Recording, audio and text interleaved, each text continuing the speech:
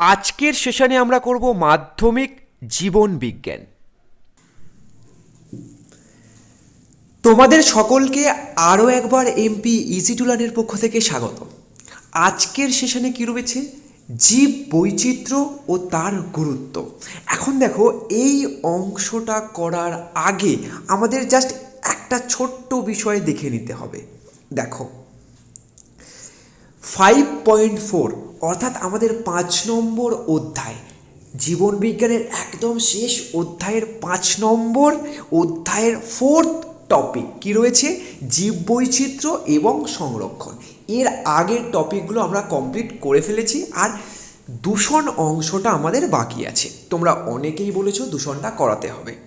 দেখো, জীববৈচিত্র্য ও তার গুরুত্ব, জীববৈচিত্র্যের হটস্পট, জীববৈচিত্র্যের হ্রাস আর সুন্দরবনের পরিবেশগত সমস্যা, এই 4টি অংশ রয়েছে জীববৈচিত্র্যের মধ্যে। আর তারপর রয়েছে সংরক্ষণ। দেখো, কি কি প্রশ্ন করতে হবে? জীববৈচিত্র্য কাকে বলে, জীববৈচিত্র্যের গুরুত্ব লেখো, জীববৈচিত্র্যের প্রকারভেদগুলি লেখো। এছাড়া ভারতের 4টি জীববৈচিত্র্যের হটস্পটের নাম লেখো। জীববৈচিত্র্যের হ্রাস বা বিনাশের কারণগুলি সংক্ষেপে আলোচনা করো। সুন্দরবনের সমস্যাগুলি বিস্তারিতভাবে বর্ণনা করো। ক্লিয়ার? এরপর রয়েছে জীববৈচিত্র্যের সংরক্ষণ কাকে বলে, আর জীববৈচিত্র্য সংরক্ষণের প্রয়োজনীয়তা লেখো। সংরক্ষণ কাকে বলে, জীববৈচিত্র্য সংরক্ষণের পদ্ধতিগুলি সংক্ষেপে আলোচনা করো। এই টোটাল প্রশ্ন আমরা কমপ্লিট করতে পারলে আমাদের 5 নম্বর অধ্যায় শেষ। দেখো, জাস্ট শুরু করেছিলাম 5 নম্বর অধ্যায়, 2 থেকে 3 দিন লেগেছে আমাদের 5 নম্বর অধ্যায় শেষ করতে। ক্লিয়ার? হয়তো আর একদিন লাগবে, 10 তারিখের ভিতরে আমাদের 5 নম্বর অধ্যায় জল। দেখো, প্রথমে কি রয়েছে? জীব বৈচিত্র্য ও তার গুরুত্ব, অর্থাৎ বায়োডাইভার্সিটি। ক্লিয়ার? দেখো, গ্রিক বায়োস শব্দের অর্থ হলো জীবন বা প্রাণ, এবং ডাইভার্সিটি শব্দের অর্থ হলো বৈচিত্র্য, অর্থাৎ বায়োডাইভার্সিটি মানে জীব বৈচিত্র্য। ক্লিয়ার? এখন এই জীব বৈচিত্র্য শব্দটি প্রথম ব্যবহার করেন কে? W.G. রোসেন। কি? জি রোসেন। এই রোসেনটা ভালো করে মনে রাখবে, কিন্তু বারবার এমসিকিউয়ে আসে যে জীববৈচিত্র্য শব্দটি প্রথম কে ব্যবহার করেন। মনে রাখবে, রোসেন। কি? রোসেন। ক্লিয়ার হলো? জীববৈচিত্র্য হলো সুস্থ ও কার্যকর বাস্তুতন্ত্রের ভিত্তি। কি? জীববৈচিত্র্য হলো সুস্থ ও কার্যকর বাস্তুতন্ত্রের ভিত্তি। যে বাস্তুতন্ত্র সুস্থ এবং কার্যকর, সেখানে বিভিন্ন প্রকারের জীব বসবাস করবে, তাই সেখানে জীব বৈচিত্র্য দেখা যাবে। জীব বৈচিত্র্য বলতে বস্তুত প্রতিটি বাস্তুতন্ত্রের বিভিন্ন প্রকারের জীবের উপস্থিতিকে বোঝানো হয়। মানে প্রতিটি বাস্তুতন্ত্রে বিভিন্ন প্রকারের জীবকে আমরা কি বলি? একদম জীব বৈচিত্র্য। অর্থাৎ একটা বাস্তুতন্ত্রে তুমি যেখানে থাকো তার আশেপাশে বিভিন্ন রকমের গাছ রয়েছে, বিভিন্ন রকমের প্রাণী রয়েছে, পাখি রয়েছে, এবং আরও অন্যান্য বিভিন্ন কীটপতঙ্গ রয়েছে। এই সমস্ত কিছুই, এই যে বিভিন্নতা, একেই আমরা বলছি জীব বৈচিত্র্য। জীবের বিভিন্নতাকেই আমরা কি বলি? জীব বৈচিত্র্য। দেখো সংজ্ঞা। দেখো, এরপর কি রয়েছে? জীব বৈচিত্র্য কাকে বলে, অর্থাৎ জীব বৈচিত্র্যের সংজ্ঞা। স্থলভূমি, সমুদ্র বা অন্য জলাভূমির বাস্তুতন্ত্রে উপস্থিত, কি বললাম? স্থলভূমি, সমুদ্র বা অন্য জলভূমির বাস্তুতন্ত্রে উপস্থিত বিভিন্ন জীবের প্রজাতিগত, আন্তঃপ্রজাতিগত এবং বাস্তুতান্ত্রিক বিভিন্নতাকে জীববৈচিত্র্য বলে। তাহলে কি বললাম আরও একবার? স্থলভূমি, সমুদ্র বা অন্য জলাভূমির বাস্তুতন্ত্রে উপস্থিত, এতটুকু ক্লিয়ার। এরপর বিভিন্ন জীবের প্রজাতিগত, কমা, আন্তঃপ্রজাতিগত, কমা, বা এবং বাস্তুতান্ত্রিক বিভিন্নতাকে জীব বৈচিত্র্য বলে। ক্লিয়ার? একদম জল। এরপর এই অংশটা জাস্ট আমি রিডিং করব, তোমরা জাস্ট ভালো করে শুনবে, কেউ স্কিপ করবে না। কেন? কারণ এখান থেকে কিছু ছোট প্রশ্ন আসলেও আসতে পারে। ক্লিয়ার? জাস্ট রিডিং পড়বো, তোমরা একবার শুনে নাও, আর যেখানটা মার্ক করব সেখানটা তোমরা একটু নোট করে নেবে। বৈচিত্র্যময় পৃথিবীতে মোট জীবের সংখ্যা সঠিকভাবে বলা সম্ভব নয়। এখনও পর্যন্ত প্রায় 1.9 মিলিয়ন প্রজাতির অস্তিত্ব জানা গেছে, কিন্তু এর থেকে আদৌ পৃথিবীর মোট প্রজাতির সম্বন্ধে ধারণা করা সম্ভব নয়। এই 1.9 মিলিয়ন প্রজাতির মধ্যে ব্যাকটেরিয়া, ছত্রাক, গৃহপালিত পশু পাখির প্রজাতিগুলি অন্তর্ভুক্ত নয়। কারণ ব্যাকটেরিয়া, ছত্রাকের প্রজাতির প্রকৃত সংখ্যা সম্বন্ধে ধারণা করা কঠিন। ব্যাকটেরিয়া এবং ছত্রাকের প্রজাতির মোট সংখ্যা যথাক্রমে 5 থেকে 10 মিলিয়ন এবং 1.5 মিলিয়ন বলে মনে করা হয়। দেখো, এই অংশটা একটুখানি মন দেবে। কি রয়েছে? বিশ্বের জীব বৈচিত্র্যপূর্ণ বিভিন্ন দেশের মধ্যে অস্ট্রেলিয়া, ব্রাজিল, চীন, Bharat, Indonesia, Madagascar, Mexico, Peru প্রভৃতি প্রধান। তাহলে এই দেশগুলিতে বেশি জীব বৈচিত্র্য দেখা যায়। অর্থাৎ জীব বৈচিত্র্যপূর্ণ যে দেশগুলো রয়েছে সেগুলো অস্ট্রেলিয়া, ব্রাজিল, চীন, ভারত, ইন্দোনেশিয়া, মাদাগাস্কার, মেক্সিকো আর পেরু প্রভৃতি। ক্লিয়ার হলো? এরপর পৃথিবীর সমগ্র জীব প্রজাতির 70% উপস্থিত মাত্র 17টি দেশে। তাহলে এই যে এত বিভিন্ন প্রকারের যে জীব রয়েছে, এর 70% প্রজাতি কোথায় রয়েছে? 17টি দেশের মধ্যে।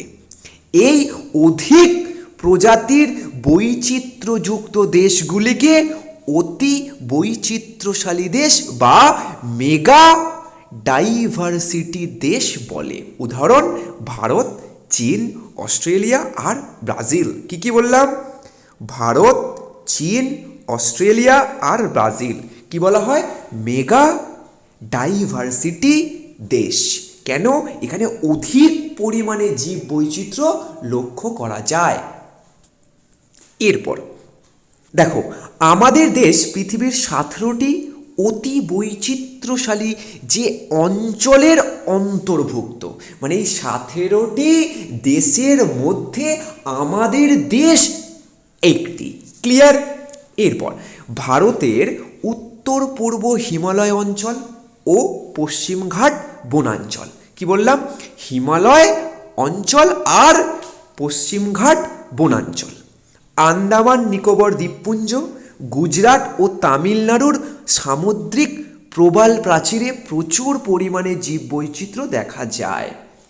ভূপৃষ্ঠের মাত্র 2% অঞ্চল ভারতের অধীনে। টোটাল পৃথিবীর মধ্যে যদি 100% হয়, তার 2% ভারতবর্ষ। ক্লিয়ার হলো? কিন্তু পৃথিবীর 7.7% জীব বৈচিত্র্য ভারতে বিদ্যমান। পুরো পৃথিবীর মধ্যে যদি পুরো পৃথিবী 100% হয়, তার মধ্যে ভারতবর্ষ 2% অঞ্চল জুড়ে রয়েছে। কিন্তু পৃথিবীর 7.7% ক্লিয়ার জীব বৈচিত্র্য ভারতে বিদ্যমান, মানে ভারতবর্ষে রয়েছে।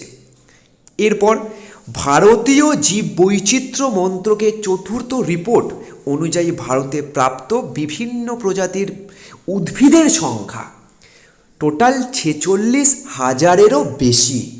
ক্লিয়ার?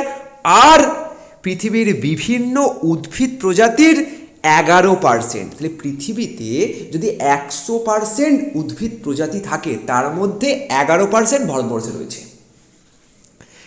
ভারতে 91,212 এর বেশি প্রাণী প্রজাতি দেখা যায়।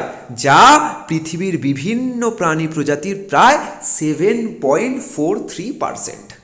ক্লিয়ার? এই অংশটা তেমন কিছু নেই, জাস্ট তোমরা শুনে নিলে, জাস্ট তোমরা জানলে। ক্লিয়ার? এরপর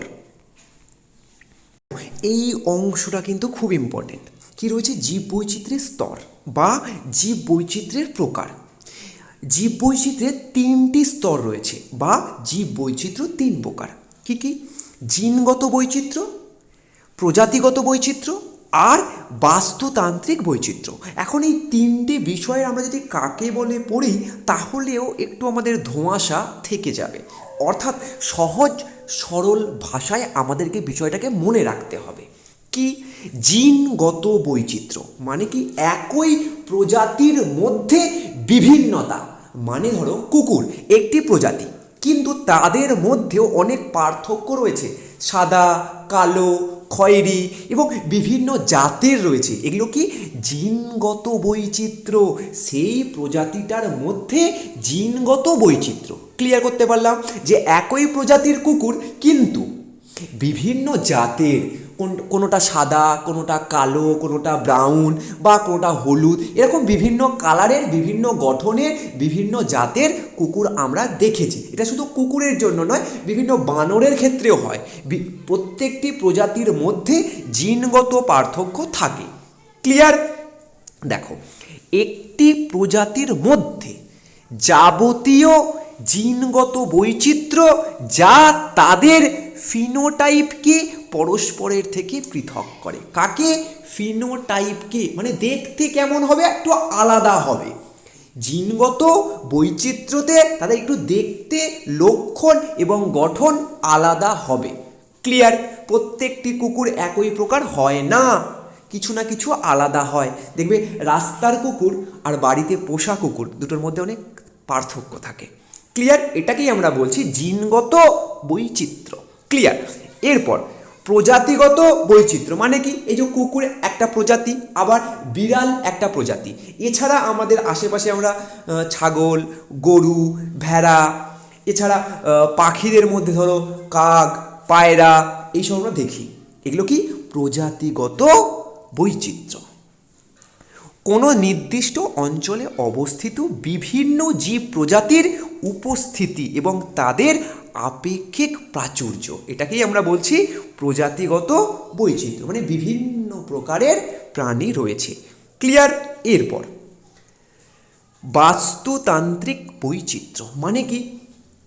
কোথাও জলাভূমি, কোথাও পাহাড়, কোথাও মরুভূমি, কোথাও হিমবাহ এবং কোথাও সমভূমি। এই যে বিভিন্নতা, এর উপর ভিত্তি করে বিভিন্ন জীব বসবাস করে। তাই বলা হচ্ছে একটি বিস্তীর্ণ অঞ্চলে বিভিন্ন ধরনের বাস্তুতন্ত্র এই প্রকার বৈচিত্র্যের বিষয়। কোথাও জল, কোথাও সমভূমি, কোথাও বরফ, কোথাও মালভূমি, এই যে বিভিন্ন প্রকারের বাস্তুতন্ত্র, এটাকেই আমরা বলছি বাস্তুতান্ত্রিক বৈচিত্র্য। জিনগত, প্রজাতিগত আর বাস্তুতান্ত্রিক বৈচিত্র্য। জীব বৈচিত্র্যের স্তর বুঝে গেলাম, প্রকারভেদ বুঝে গেলাম। এরপর সব থেকে ইম্পর্টেন্ট প্রশ্ন এবারের মাধ্যমিকের জন্য, জীব বৈচিত্র্যের গুরুত্ব লেখো। তোমাদের সকলকে আরও একবার আমি বলছি, এই প্রশ্নটা কিন্তু একদম মিস করবে না, স্কিপ করবে না। অর্থাৎ এই প্রশ্নটা পরীক্ষায় আসার চান্স অনেক বেশি। জীব বৈচিত্র্যের গুরুত্ব আলোচনা করো, এই প্রশ্নটা আমাদের একটু সময় দিয়ে বুঝতে হবে, আর খুব সহজেই আমি তোমাদের ক্লিয়ার করে দেবো। অর্থাৎ প্রথমে পয়েন্টগুলো করব, তারপর ভিতরগুলো জাস্ট চোখ বোলালেই হয়ে যাবে, তেমন বেশি কিছু নেই। দেখো, জীব বৈচিত্র্যের যে গুরুত্ব সেটা কি করে বুঝবো? যে আমরা যা খাদ্য খাই সবই এই জীব বৈচিত্র্যের কারণে। অর্থাৎ খাদ্য উৎপাদন এবং আমরা যে খাদ্যটা গ্রহণ করি তা এই জীব বৈচিত্র্য থেকেই আসে। ক্লিয়ার? এরপর কি রয়েছে? ঔষধ। ঔষধ মানে কি? দেখো, বিভিন্ন যে শারীরিক সমস্যা হলে আমরা ঔষধ গ্রহণ করি, এই ঔষধটাও বিভিন্ন উদ্ভিদ এবং প্রাণী দেহ থেকেই তৈরি হয়। ক্লিয়ার? অর্থাৎ ভেষজ উদ্ভিদ বা কোনো কিছুর বিষ বা অন্য কোনো জীব থেকে বিভিন্ন পদার্থ সংগ্রহ করার পর ঔষধ তৈরি করা হয় বা প্রস্তুত করা হয়। ক্লিয়ার হলো? এরপর কি রয়েছে? বাস্তুতন্ত্রের ভারসাম্য। ভারসাম্য মানে কি? ধরো একটি জীব অবলুপ্ত হয়ে গেল, তাহলে কিন্তু অন্যান্য জীবগুলো আস্তে আস্তে অবলুপ্ত হতে থাকবে। তার কারণ কি? পোকামাকড় নেই, ব্যাঙ নেই তো সাপ নেই। এইভাবে প্রত্যেকটি জীবের সঙ্গে একটি জীবের ইন্টার কানেকশান আছে। ক্লিয়ার? এই যে চেনের মতো অবস্থা, একটা যদি নষ্ট হয়ে যায় তাহলে পরপর সব বিল্ডিং ধসে পড়ে যাবে। ক্লিয়ার করতে পারলাম? ঠিক, তাহলে আমরা কি বুঝলাম? যে প্রথমে ছিল খাদ্য, তারপর একটা ঔষধ মানে মেডিসিন, আর তারপর একদম বাস্তুতন্ত্রের ভারসাম্য। নেক্সট কি রয়েছে? জলবায়ু নিয়ন্ত্রণ। কিভাবে? দেখো বিভিন্ন প্রকারের উদ্ভিদ, এটা আমরা এখানেই করে নেব কারণ ছোট আছে। দেখো বিভিন্ন প্রকারের উদ্ভিদ পরিবেশের জলবায়ুকে নিয়ন্ত্রণে রাখে। তাহলে আমরা জানি যে উদ্ভিদ পরিবেশের জলবায়ুকে নিয়ন্ত্রণ করে বা নিয়ন্ত্রণে রাখে। পরিবেশ শীতল রাখে। ক্লিয়ার? বৃষ্টিপাত ঘটাতে উদ্ভিদের অবদান অস্বীকার করা যায় না। পরিবেশ দূষণের অন্যতম কারণ হলো সবুজ উদ্ভিদ ধ্বংস করা বা ধ্বংস হওয়া। এটা ধ্বংস হবে। ঠিক আছে? পরিবেশ দূষণের অন্যতম কারণ কি? একদম সবুজ উদ্ভিদ ধ্বংস করা। তাহলে এই জলবায়ু নিয়ন্ত্রণেও এই জীব বৈচিত্র্যের ভূমিকা রয়েছে। কেন? এই উদ্ভিদ পরিবেশকে শীতল রাখে, বৃষ্টিপাতকে নিমন্ত্রণ করে এবং এই পরিবেশকে দূষণ মুক্ত রাখে। ক্লিয়ার হয়ে গেল এটা? এরপর কি রয়েছে? অর্থনৈতিক গুরুত্ব।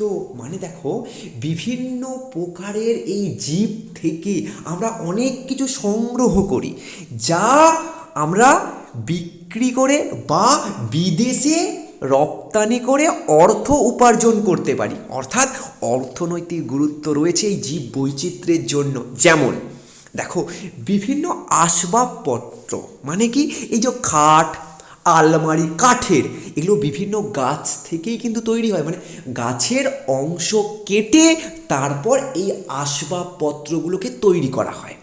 তারপর কি রয়েছে? কাগজ। তারপর আরও অনেক কিছু রয়েছে, যেমন আঠা, রজন, মোম, সিল্ক, মধু, উল, মুক্ত, এই প্রভৃতি সংগ্রহ করে অর্থনৈতিক উন্নতি ঘটায়। এই সমস্ত কিছু কিন্তু জীব বৈচিত্র্যের জন্যই ঘটে। দেখো জীব বৈচিত্র্যের একটি দেশের মূল্যবান সম্পদ ও সমৃদ্ধির পরিচারক। অর্থাৎ জীব বৈচিত্র্য একটি দেশের অর্থনৈতিক উন্নতিতে সাহায্য করে। বিদেশে রপ্তানি করে বৈদেশিক মুদ্রা অর্জন করা যায়।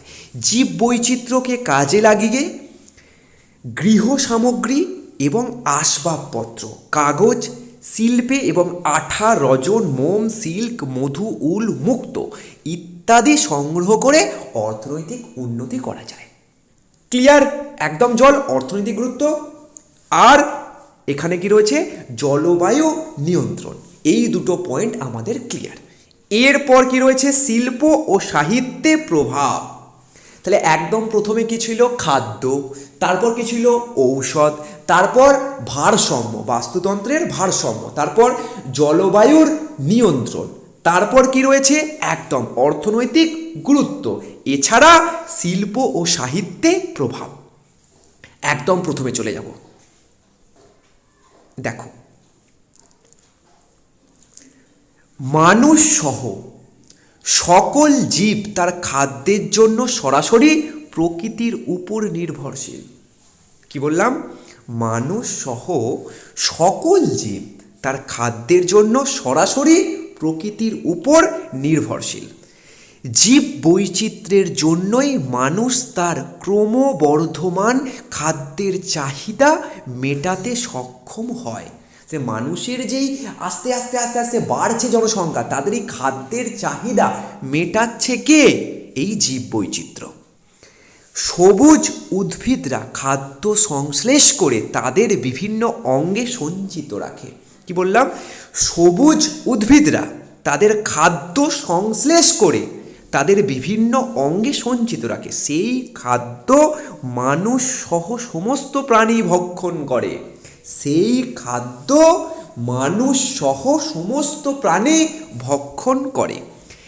কৃষিক্ষেত্রে নানা রকম ফসল যেমন ধান, গম, জোয়ার, ভুট্টা, ডাল জাতীয় শস্য, বিভিন্ন রকমের সবজি ইত্যাদি চাষ করা হয়। তাহলে এগুলো কি?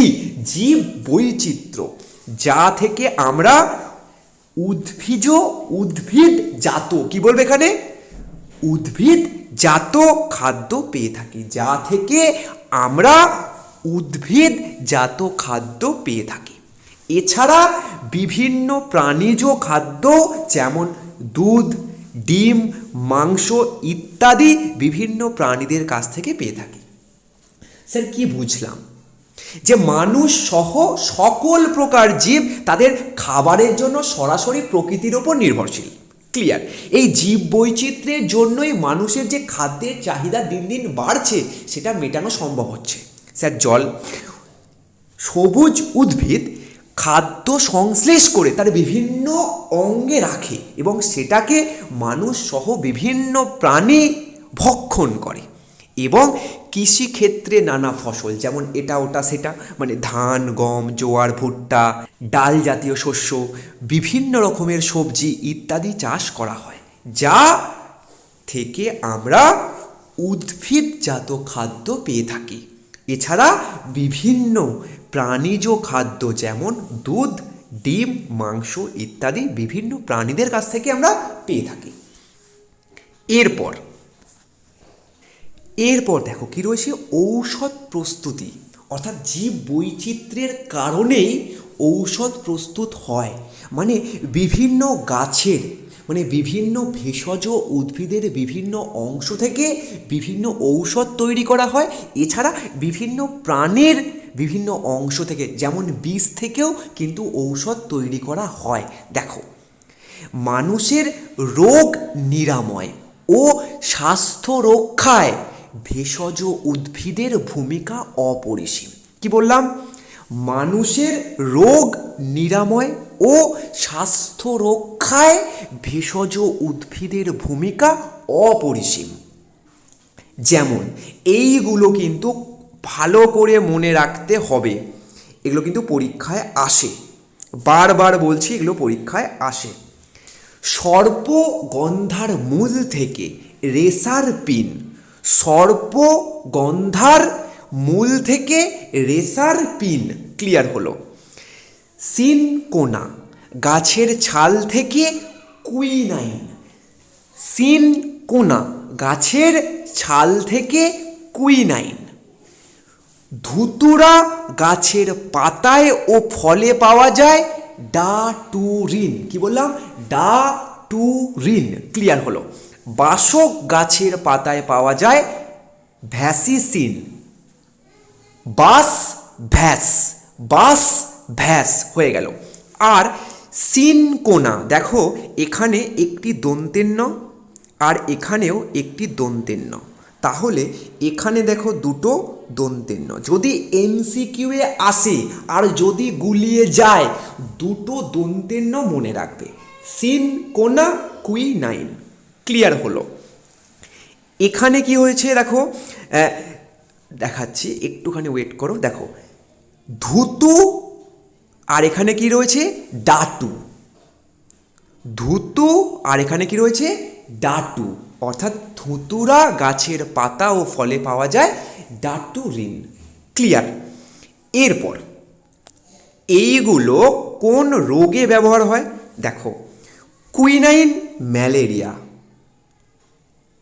ঠিক আছে, মনে রাখবে কুমেরিয়া। কি? কুমেরিয়া। কি?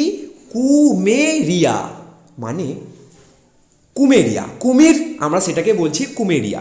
কেন? কুইনাইন আর ম্যালেরিয়া একত্রিত করলে কুমেরিয়া। এইভাবে আমাদের লিঙ্ক করে রাখলে না, দেখলেই মনে পড়ে যাবে যে ম্যালেরিয়া ও কুমেরিয়া হয়ে গেল কুইনাইন। এরপর কি রয়েছে? রেসারপিন উচ্চ রক্তচাপের ওষুধ। রেসারপিন, দেখো উচ্চ রক্তচাপ মানে কি?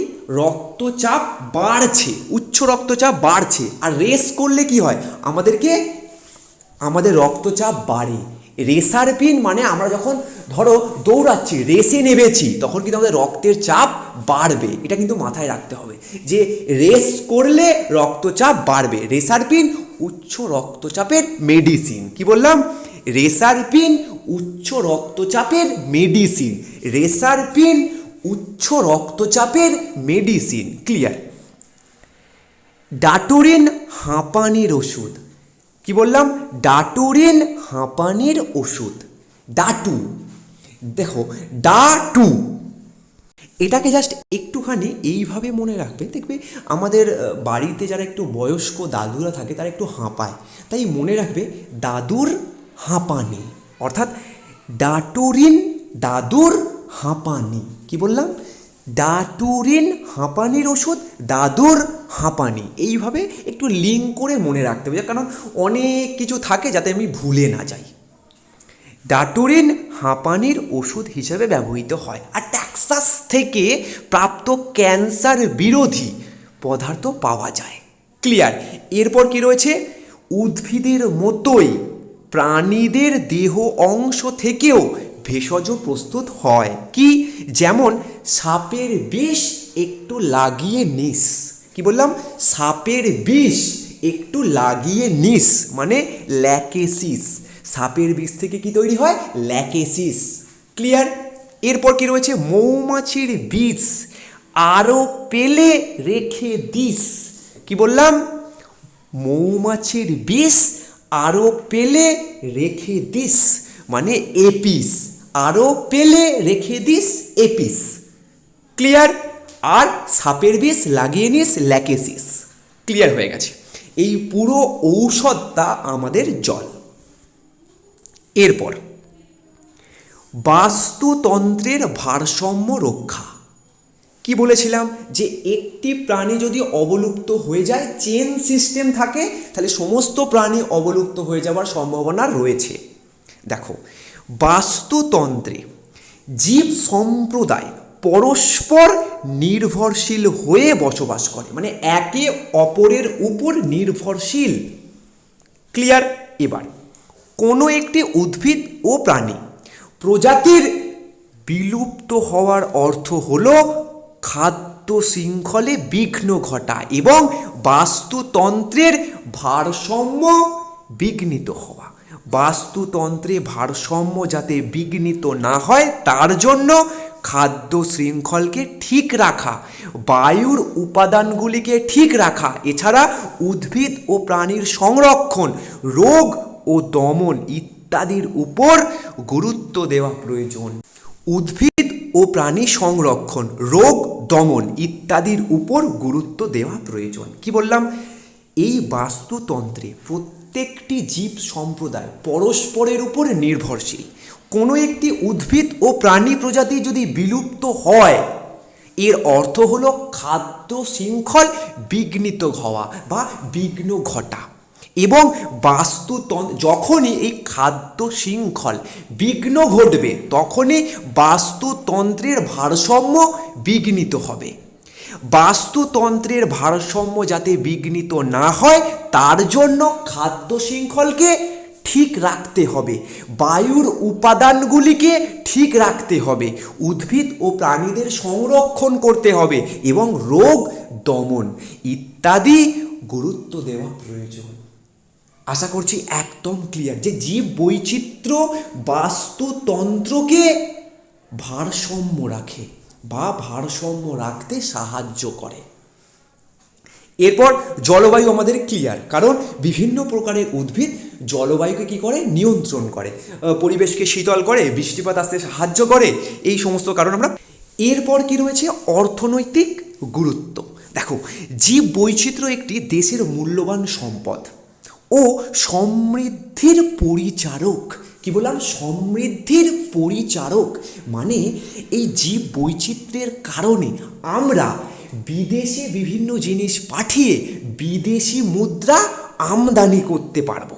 এটা কিন্তু কিসের জন্য সম্পদ? এটা কিসের জন্য সম্ভব? জীব বৈচিত্র্যের জন্য সম্ভব। কারণ জীব বৈচিত্র্যকে কাজে লাগিয়ে গৃহ সামগ্রী ও আসবাবপত্র, কাগজ শিল্পে আঠা, রজন, মোম, সিল্ক, মধু, উল, মুক্তো ইত্যাদি সংগ্রহ করে অর্থনৈতিক উন্নতি করা সম্ভব। ক্লিয়ার? একদম জয়ের পর একদম শেষে রয়েছে শিল্প ও সাহিত্যে প্রভাব। ভালো করে বিষয়টা বুঝবে, খুব সহজ, দেখতে একটু বড় লাগছে কিন্তু বিষয়টা কিছু নেই। জাস্ট দেখো এই অংশটা আমরা পড়ব আর এই অংশটা জাস্ট হয়ে যাবে। দেখো, জীব বৈচিত্র্যের প্রাকৃতিক সৌন্দর্য। তাহলে এই যে পৃথিবীতে বিভিন্ন অরণ্য রয়েছে, বিভিন্ন পশু পাখি রয়েছে, এই যে সৌন্দর্য রয়েছে, এগুলো কিন্তু আমরা দেখতে যাই সমুদ্রের ধারে, পাহাড় অঞ্চলে, তারপর হচ্ছে ধরো চিড়িয়াখানায়, তারপর বিভিন্ন সুন্দরবনে। কেন যাই আমরা? জীব বৈচিত্র্য দেখার জন্যই যাই। তাই জীব বৈচিত্র্যের প্রাকৃতিক সৌন্দর্য মানুষের মনকে আনন্দে ভরিয়ে দেয়। কি বললাম? জীব বৈচিত্র্যের সৌন্দর্য কি করে? মানুষের মনকে আনন্দে ভরিয়ে দেয়। অরণ্যে ভ্রমণ, প্রাকৃতিক পরিবেশে জীবজন্তু, প্রাকৃতিক পরিবেশে যেমন সুন্দরবনে, প্রাকৃতিক পরিবেশে জীবজন্তু, পাখি পর্যবেক্ষণ আমাদের আনন্দ দান করে। মানে এই সব জায়গায় গিয়ে আমরা সেগুলোকে দেখতে এবং পর্যবেক্ষণ করতে আমাদের অনেকটা আনন্দ লাগে। বিভিন্ন জীব বৈচিত্র্যকে কাজে লাগিয়ে অনেক কুটির শিল্প গড়ে উঠেছে, যেমন রেশম শিল্প, এছাড়া পোলট্রি, মৎস্য চাষ, এছাড়া মধু।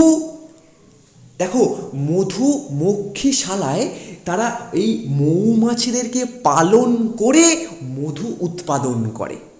ঠিক আছে, ক্লিয়ার হলো? ইত্যাদি। এরপর দেখো এই অংশটা হলো, এই অংশটা কি বললাম? যে মানুষ প্রাকৃতিক যে সৌন্দর্য তা দেখে এবং তা থেকে আনন্দ পায়। বিভিন্ন অরণ্যে ঘুরতে যায়, প্রাকৃতিক পরিবেশে জীবজন্তু দেখতে যায়, পাখিদের পর্যবেক্ষণ করতে যায়। ক্লিয়ার? এবং জীব বৈচিত্র্যকে কাজে লাগিয়ে কুটির শিল্প, রেশম শিল্প, পোলট্রি, মৎস্য এবং মধু, এই সমস্ত কিছু মানুষ এখন তৈরি করছে। এরপর সাহিত্যিকরা তাদের সাহিত্যে বিভিন্ন উদ্ভিদ ও প্রাণীকে কাজে লাগিয়েছে। কি? সাহিত্যেও তারা বিভিন্ন সময় বিভিন্ন প্রাণী এবং উদ্ভিদকে কাজে লাগিয়েছে, তাদের বর্ণনা করেছে। ক্লিয়ার? ভারতীয় শিল্পকলায় হাতির একটি বিশিষ্ট স্থান রয়েছে। ভারতীয় শিল্পকলায় হাতির একটি বিশিষ্ট স্থান রয়েছে, এটাও কিন্তু জীব বৈচিত্র্যের জন্যই। কাঠ বা পাথরে হাতির মূর্তি বা বিভিন্ন প্রকারের হাতির চিত্র ভারতীয়দের খুব প্রিয়। কি বলছে? কাঠ বা পাথরে হাতির চিত্র বা মূর্তি ভারতীয়দের খুব প্রিয়। এছাড়াও হিন্দু ধর্মে যে দেবদেবী পূজিত হন তাদের সকলেরই বাহন এই পশু বা পাখি। যেমন তোমরা সকলেই জানো গণেশের বাহন ইঁদুর, শিব ঠাকুরের বাহন ষাঁড়, লক্ষ্মী দেবীর পেঁচা এবং মা দুর্গার সিংহ। এছাড়া পদ্ম ফুল একটি পবিত্র ফুল, এটাও জীব বৈচিত্র্য। তাই বলা হচ্ছে শিল্প ও সাহিত্যে প্রভাব। এবং অশ্বত্থ বৃক্ষ এবং তুলসী গাছ পবিত্র গাছ হিসাবে পূজা করা হয়। শেষ অংশতে কি রয়েছে? সাহিত্যিকরা বিভিন্ন প্রাণী ও উদ্ভিদকে তাদের সাহিত্যে স্থান দিয়েছে। ভারতীয়দের মধ্যে দেখা গেছে যে হাতির বিভিন্ন শিল্প কাজ, তার চিত্র হোক, তার আকৃতি হোক, তার অঙ্কন হোক, একটা স্থান পেয়েছে। ভারতীয়দের মনে হাতির একটা বড় স্থান রয়েছে। এছাড়া ভারতের হিন্দু ধর্মে বিভিন্ন দেব দেবীর যে বাহন তারা সবাই একদম পশু পাখি। এছাড়া বিভিন্ন ফুল, পদ্ম, তারপর অশ্বত্থ গাছ, তুলসী গাছ সবই আমাদের পবিত্র উদ্ভিদ বা গাছ। আশা করছি পুরো বিষয়টা তোমাদের কাছে একদম ক্লিয়ার। এখন একবার প্রথম থেকে লাস্ট পর্যন্ত একদম ঝরঝর করে আমরা রিভাইজ করব। দেখো, জীব বৈচিত্র্যের গুরুত্ব। প্রথমে কি রয়েছে? খাদ্য। মানুষ এবং সকল প্রকারের জীব সরাসরি প্রকৃতির উপর ডিপেন্ডেন্ট বা নির্ভরশীল। এই ক্রমবর্ধমান যে খাদ্যের চাহিদা তা কে মেটাচ্ছে? এই জীব বৈচিত্র্য। আমরা জানি যে সবুজ উদ্ভিদ খাদ্য সংশ্লেষ করে তাদের বিভিন্ন অঙ্গ প্রত্যঙ্গে রাখে এবং সেগুলো মানুষ সহ সকল প্রকারের জীব গ্রহণ করে বা ভক্ষণ করে। যেমন আমরা কৃষিক্ষেত্রে নানা ফসল, ধান, গম, জোয়ার, ভুট্টা, ডাল জাতীয় শস্য, বিভিন্ন রকমের সবজি ইত্যাদি চাষ করা হয়, যা আমরা উদ্ভিদজাত খাদ্য হিসেবে গ্রহণ করি। এছাড়া প্রাণীজ খাদ্য কী কী রয়েছে? একদম দুধ, ডিম, মাংস ইত্যাদি প্রভৃতি প্রাণীদের কাছ থেকে পেয়ে থাকি। ঔষধ, স্যার ঔষধ জল। একদম, মানুষের রোগ নিরাময় ও স্বাস্থ্য রক্ষায় ভেষজ উদ্ভিদের ভূমিকা অপরিসীম। সর্পগন্ধা থেকে রেশার পিন, কিসের জন্য? উচ্চ রক্তচাপ, ক্লিয়ার। সিংকোনা গাছের ছাল, কুইনাইন, ম্যালেরিয়া রোগে। এছাড়া কি রয়েছে? একদম, ধুতুরা গাছের পাতায় ও ফলে পাওয়া যায় ডাটুরিন। এই ডাটুরিন মানে কি? দাদুর হাঁপানি, অর্থাৎ হাঁপানি রোগের ঔষধ, ক্লিয়ার। বাসক গাছের পাতায় পাওয়া যায় ভ্যাসিসিন। এই সমস্ত উপক্ষারগুলি বিভিন্ন রোগে ব্যবহৃত হয়। স্যার একদম জল। সাপে, শুধু উদ্ভিদ থেকে নয়, প্রাণীদের থেকেও কিন্তু ঔষধ তৈরি হয়। সাপের বিষ লাগিয়ে নিস, ল্যাকেসিস, আর মৌমাছির বিষ একটু পেলে রেখে দিস, এপিস। এরপরে কি রয়েছে? বাস্তুতন্ত্রের ভারসাম্য রক্ষা। দেখো, বাস্তুতন্ত্রের জীব সম্প্রদায় পরস্পর নির্ভরশীল হয়ে বসবাস করে। এর মানে কি? কোনো একটি জীব বা উদ্ভিদ যদি বিলুপ্ত হয়, এর অর্থ খাদ্য শৃঙ্খল বিঘ্ন ঘটবে বা বিঘ্নিত হবে এবং তখনই বাস্তুতন্ত্রের ভারসাম্য নষ্ট হবে।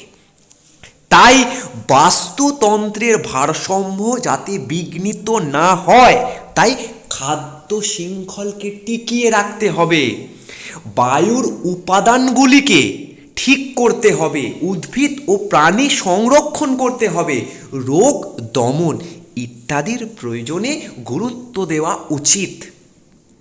এরপর জলবায়ুর নিয়ন্ত্রণে উদ্ভিদ পরিবেশকে শীতল রাখে এবং বৃষ্টিপাতকে নিমন্ত্রণ করে। এখানে কি রয়েছে? অর্থনৈতিক গুরুত্ব। দেখো, অর্থনৈতিক গুরুত্ব মানে কি? জীব বৈচিত্র্যের কারণে আমরা বিভিন্ন সম্পদ পাই এবং সেটাকে কাজে লাগিয়ে অর্থ উপার্জন করতে পারি। এর মধ্যে অনেক আমরা বিদেশে রপ্তানি করি এবং সেখান থেকে বিদেশি মুদ্রা আমরা অর্জন করতে পারি। যেমন দেখো, গৃহস্থলীর বিভিন্ন সরঞ্জাম, আসবাবপত্র, কাগজ শিল্পে কাগজ, এছাড়া আঠা, রজন, মোম, সিল্ক, মধু, উল, মুক্তো ইত্যাদি থেকে আমরা অর্থ উপার্জন করতে পারি। এছাড়া শিল্প আর সাহিত্য, স্যার এটা একদম জল। শেষের দিকে রয়েছে পদ্ম, অশ্বত্থ আর তুলসী। এছাড়া বিভিন্ন দেবদেবী, তাদের বাহন এবং আমাদের ভারতীয়দের মনে এই হাতির একটা গুরুত্বপূর্ণ ভূমিকা রয়েছে। এই হাতির চিত্র, হাতির শিল্পকলা, বিভিন্ন কাঠে বা পাথরে হাতির বর্ণনা মানে খোদাই করা, এই সমস্ত জিনিস ভারতীয়দের খুব প্রিয়। সাহিত্যিকরা বিভিন্ন উদ্ভিদ ও প্রাণীকে তাদের সাহিত্যে স্থান দিয়েছে। এছাড়া স্যার উপরটা কী রয়েছে? আমাদের মন এই জীব বৈচিত্র্য দেখে খুবই আনন্দিত হয়, তাই আমরা মাঝে মধ্যেই প্রাকৃতিক পরিবেশে ঘুরতে যাই, যেমন বিভিন্ন অরণ্যে, সমুদ্রের ধারে এবং প্রাকৃতিক পরিবেশে জীবজন্তুকে পর্যবেক্ষণ করতেও আমরা যাই। এই সমস্ত কিছু আমাদের আনন্দ দেয়। বিভিন্ন জীব বৈচিত্র্যকে কাজে লাগিয়ে কুটির শিল্প, রেশম শিল্প, পোলট্রি, মৎস্য চাষ, এছাড়া মৌমাছির মাধ্যমে মধু চাষ করাও হচ্ছে। আশা করছি এই পুরো বিষয়টি ক্লিয়ার। এরপর কি রয়েছে আমাদের জীব বৈচিত্র্যের হটস্পট। ক্লিয়ার? একদম এই অংশটা করলে আমাদের অনেকটা এগিয়ে যাব, আর কয়েকটি ভিডিওর মধ্যে আমাদের এই অধ্যায়টা শেষ হয়ে যাবে। তো যারা এখনও পর্যন্ত চ্যানেলটিকে সাবস্ক্রাইব করোনি তারা অবশ্যই তাড়াতাড়ি চ্যানেলটিকে সাবস্ক্রাইব করো, তোমরা কমেন্ট করো এবং অবশ্যই তোমাদের মতামত জানাবে। আর ভিডিওটিতে লাইক করতে একদম ভুলবে না, তাড়াতাড়ি ঝটপট লাইক বটনে একদম প্রেস করো আর কমেন্ট করো। তোমাদের একটুখানি লেখা অনেকটা আনন্দ দেয়। Welcome to our educational YouTube channel, where learning meets inspiration and where questions find their answers. My dear viewers, your support in the form of subscriptions, likes, comments, and shares is what keeps our channel thriving. You are the heartbeat of this community, and we appreciate every single interaction. Together, we can continue to create amazing content that informs, entertains, and uplifts. So if you haven't already, I encourage you to subscribe, like, comment, and share. And don't forget to hit that notification bell so you never miss an update. Thank you for being a part of our journey. Until next time.